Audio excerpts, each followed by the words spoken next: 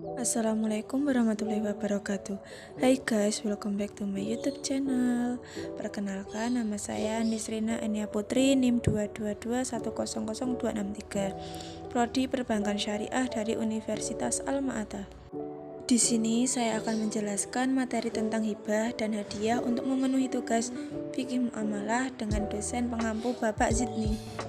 Yang pertama, kita akan membahas tentang hibah. Pengertian hibah menurut Kitab Undang-Undang Hukum Perdata KUHP pasal 1666, hibah adalah suatu perjanjian dengan mana si penghibah di waktu hidupnya dengan cuma-cuma dan dengan tidak dapat ditarik kembali penyerahan sesuatu benda guna keperluan si penerima hibah yang menerima penyerahan itu. Sedangkan dikutip dari KBBI, pengertian hibah adalah pemberian atau sukarela dengan mengalihkan hak atas sesuatu kepada orang lain. Dalam pemberian hibah, ada yang namanya dana hibah. Dana hibah adalah sebuah pemberian untuk orang lain dalam bentuk uang, barang, atau jasa. Biasanya, hibah dapat dilakukan tanpa adanya ikatan pernikahan atau hubungan darah. Hibah juga sering dijumpai dalam kehidupan sehari-hari, seperti dalam urusan kenegaraan, pendidikan, sosial, hingga agama. Manfaat hibah. Manfaat hibah dari sisi penerima, yaitu penerima akan merasakan kebahagiaan. Dari sisi pemberi, yaitu memberikan hibah kepada orang lain juga dapat mempererat hubungan satu sama lain. Apalagi jika pemberi hibah memberikan hibah tanah, di mana hal tersebut sangat berguna bagi masyarakat yang nantinya akan menggunakannya. Hibah tanah bisa dijadikan kepentingan sosial seperti yayasan, sekolah, rumah ibadah, hingga tempat umum. Rukun hibah. Rukun hibah yang pertama adalah pemberi. Pemberi adalah orang yang memberikan hibah kepada orang lain. Yang kedua, penerima. Penerima adalah pihak yang menerima hibah tersebut. Yang ketiga, orang yang dihibahkan. Barang yang dihibahkan bisa dalam berbentuk uang, barang, atau jasa. 4. Tanda serah terima. Setelah melakukan proses hibah, perlu diketahui bahwa harus ada tanda serah terima sebagai bukti. Dasar hukum hibah. Hukum hibah dalam Islam sangat dianjurkan oleh Nabi Muhammad SAW. Hal ini dikarenakan hibah merupakan salah satu cara untuk pendekatan ke sesama umat manusia. Seperti yang dijelaskan dalam surat Al-Maidah ayat 2, yang artinya, dan tolong menolonglah kamu dalam mengerjakan kebajikan dan takwa, dan jangan tolong menolong dalam berbuat dosa dan pelanggaran, dan bertakwalah kamu kepada Allah, sesungguhnya Allah amat berat siksanya. Quran Surat Al-Maidah ayat 2. Macam-macam hibah. Adapun macam-macam hibah sebagai berikut. 1. Hibah barang. Hibah barang adalah ketika memberikan harta maupun barang yang memiliki manfaat atau nilai kepada penerima dengan tanpa tendasi harapan apapun.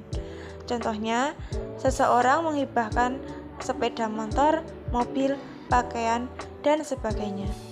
Yang kedua, hibah manfaat. Hibah manfaat adalah ketika pemberi hibah memberikan harta atau barang kepada penerima, namun barang tersebut masih menjadi milik si pemberi, dengan harapan barang yang diberikan akan dimanfaatkan oleh penerima. Dalam hal ini, penerima hanya memiliki hak guna atau hak pakai saja.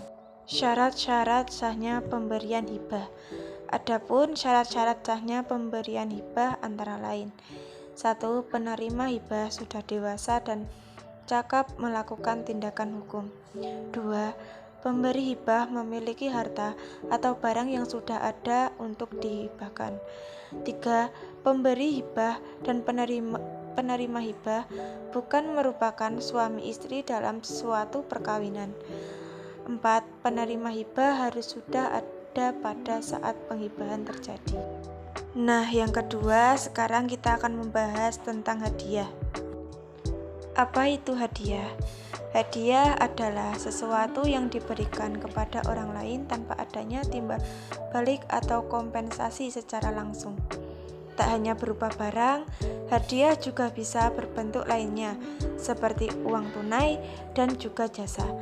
Dalam masyarakat, pemberian hadiah sering difungsikan sebagai tindakan untuk mendekatkan hubungan sosial. Rukun hadiah. Menurut ulama Hanafi, rukun hadiah adalah ijab dan qabul, sebab keduanya termasuk akad seperti halnya jual beli.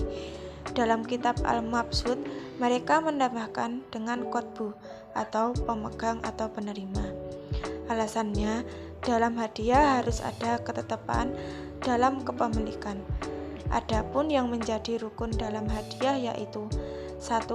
Wahib atau memberi adalah orang yang memberikan hadiah atau pemindahan kepemilikan. Wahib atau pemberi hadiah sebagai salah satu pihak pelaku dalam transaksi hadiah disyariatkan. A. Ia memastikan sebagai pemilik sempurna atas sesuatu benda yang dihadiahkan.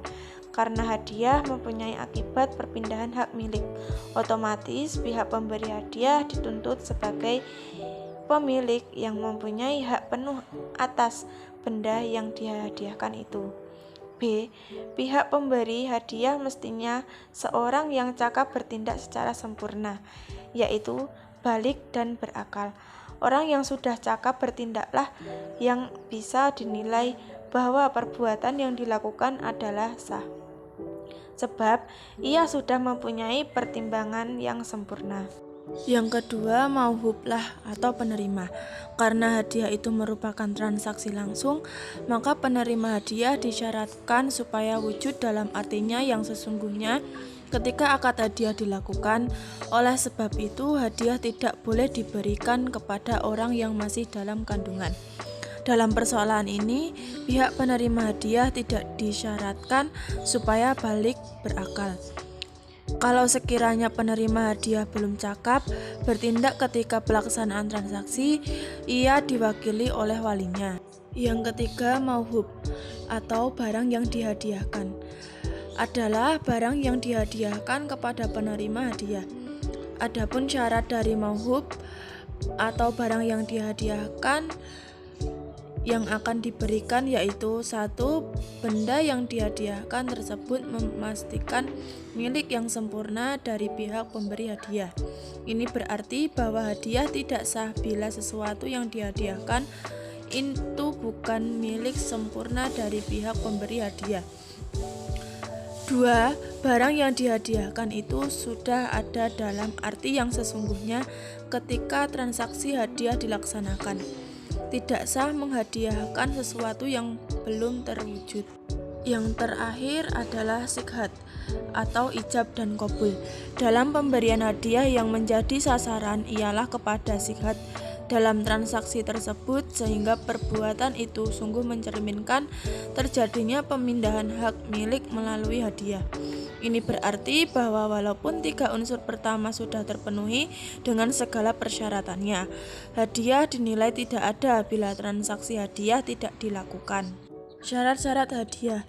Adapun syarat-syarat hadiah yaitu berkaitan dengan syarat wahib dan mauhub. Ulama Hanafi menetapkan 11 syarat diantaranya. Yang pertama, hadiah dari harta yang ditasawufkan. Kedua, terpilih dan sungguh-sungguh. 3. Harta yang diperjualbelikan. 4. Menyempurnakan pemberian. 5. Tanpa adanya pengganti. 6. Orang yang sah memilikinya. Terima kasih guys, cukup sekian dari saya. Jika ada kurang lebihnya mohon maaf. Jangan lupa like, share, subscribe, dan bunyikan notifikasinya.